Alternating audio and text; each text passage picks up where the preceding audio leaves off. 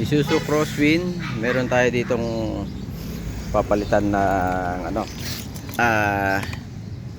tawag dito, grease cap, no? O sa ibang tawag nila ay ito, cap hub front axle. So ito yung part number. Paki-check nyo na lang. Yan yung part number. So ito yung item. Yan.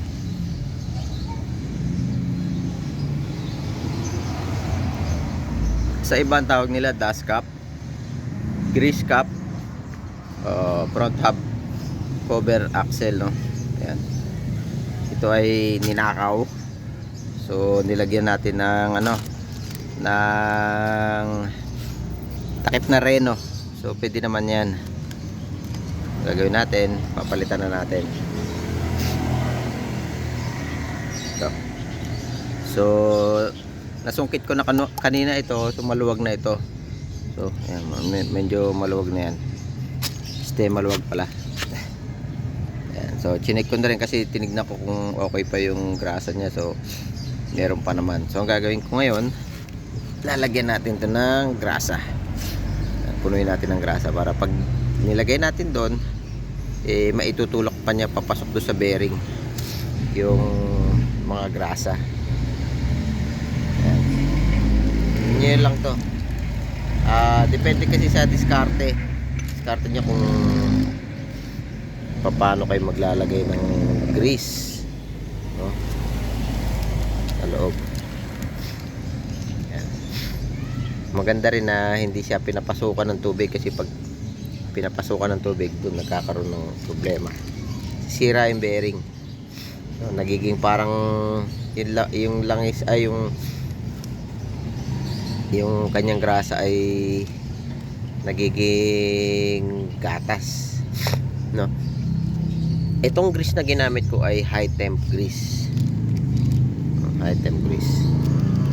So merong mga grease na pang standard lang, no? Merong mga grease na waterproof, no? Merong all purpose, no, na grasa. So ayan, ito palang gamit ko ay top 1 na grease. So sensya na guys, wala kasing taga-hawak ng video camera. Ito, ayan, ayan, high temp grease na top 1 yung ginamit ko para dyan. Lagyan lang natin ng marami. Ayan, ganun. Tapos pwede nyo nang ilagay. So ayusin ko lang guys yung pagkakalagay, kasi mahirap ilagay, mag-isa lang ang kamay. Yung isang kamay ay nagbibideo. So ayan. Tapos pwede na nating ikabit dito, no? Ayan, yung mga sobra punasan nyo na lang. Hayaan nyo siyang lumabas para matulak nya. Yan. Sobra yata. Tapos pwede nyo siyang pukpukin ng martilyo o mallet, o rubber mallet. Mas maganda yan kasi para maitulak niya yung grasa doon sa loob, no? Okay naman yan kasi nga itong grease ay high temp grease. So walang magiging problema kahit sa sobra. Yan, sa grease mas maganda marami para ano. So kung meron kayong rubber mallet, yan, pwede nyo siyang pukpukin para pumasok siya. Kaya nga pala guys, itong part na ito ay mabibili nyo rin dito, no? So dito sa video na to meron na akong ilagay na link. Makikita nyo dyan, pwede nyo siyang i-click, no? Kung sa mga nawawala ng mga ganito. At saka yung iba, yung deform na masyado, iba kalawang na, yung iba malambot na, hindi na siya ganong pumapasok. So dito nyo mabibili yan itong part na ito, no? piliin nyo lang dyan, hanapin nyo lang, then add to basket, add to cart, yellow basket. So yun lang, pukin muna natin para pumasok ng maigi. Ayan o, medyo maluwag pa siya. So ipasok ko lang guys ha. So ito guys, naikabit na natin ano. Ayan, pogi na ulit siya kasi hindi na siya takip na reno. Ayan, so God bless and stay safe, drive safe. Kakabit ko pa yung isa kasi dalawa yung nawala sa front ito guys ha, sa front. So yun lang po, thank you and bye bye. Don't forget to subscribe, and yun nga, yung link nandyan na po, saan nyo siya mabibili. God bless, bye bye. Isuzu Crosswind, meron tayo ditong papalitan ng ano, tawag dito grease cap, no? Oo, sa ibang tawag nila ay ito, cap hub front axle. So ito yung part number. Pakicheck nyo na lang. Yan yung part number. So ito yung item. Ayan. Yan.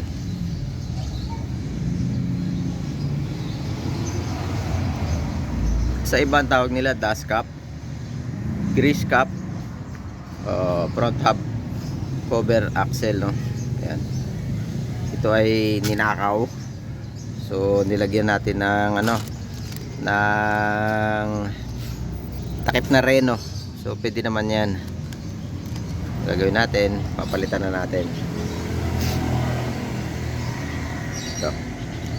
So nasungkit ko na kanina ito. So maluwag na ito. So ayan, medyo maluwag na yan. Maluwag pala.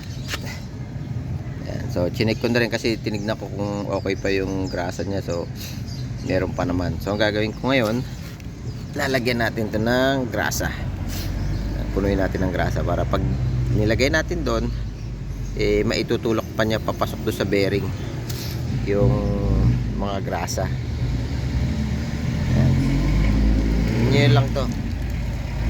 Depende kasi sa diskarte niya kung paano kayo maglalagay ng grease, no? Sa loob.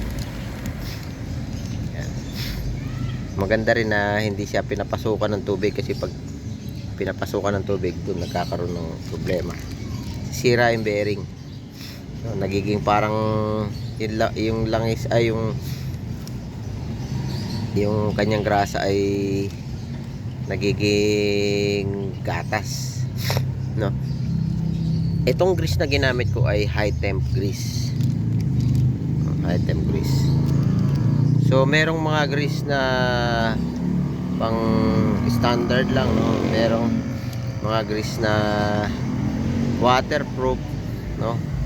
Merong all purpose, no, na grasa. So ayan, ito palang gamit ko ay top 1 na grease. So sensya na guys, wala kasing taga-hawak ng video camera. Ito, ayan, ayan, high temp grease na top 1 yung ginamit ko para dyan. Lagyan lang natin ng marami. Ayan, ganun. Tapos pwede nyo nang ilagay. So ayusin ko lang guys yung pagkakalagay kasi mahirap ilagay, mag-isa lang ang kamay. Yung isang kamay ay nagbibideo. So ayan. Tapos pwede na nating ikabit dito, no? Ayan, yung mga sobra punasan nyo na lang. Hayaan nyo siyang lumabas para matulak niya. Yan. Sobra yata. Tapos pwede nyo siyang pukpukin ng martilyo o mallet, o rubber mallet. Mas maganda yan kasi para maitulak niya yung grasa doon sa loob, no? Okay naman yan kasi nga itong grease ay high temp grease. So walang magiging problema kahit sa sobra. Yan. Sa grease mas maganda, marami para ano. So kung meron kayong rubber mallet, yan, pwede nyo siyang pukpuin para pumasok siya. Siya nga pala guys, itong part na ito ay mabibili nyo rin dito, no? So dito sa video na to meron na akong ilagay na link, makikita nyo dyan, pwede nyo siya i-click, no? Kung sa mga nawawala ng mga ganito. At saka yung iba, yung deform na masyado, iba kalawang na, yung iba malambot na, hindi na siya ganong pumapasok. So dito nyo mabibili yan itong part na ito, no? Piliin nyo lang dyan, hanapin nyo lang, then add to basket, add to cart, yellow basket. So yun lang, pukin muna natin para pumasok ng maigi. Ayan, no? Medyo maluwag pa siya, so ipasok ko lang guys, ha. So ito guys, naikabit na natin, ano. Ayan, pogi na ulit siya kasi hindi na siya takip na rin, no? Ayan, so God bless and stay safe, drive safe. Kakabit ko pa yung isa kasi dalawa yung nawala sa front ito guys, ha, sa front. So yun lang po, thank you and bye bye. Don't forget to subscribe, and yun nga, yung link nandyan na po, saan nyo siya mabibili. God bless, bye bye.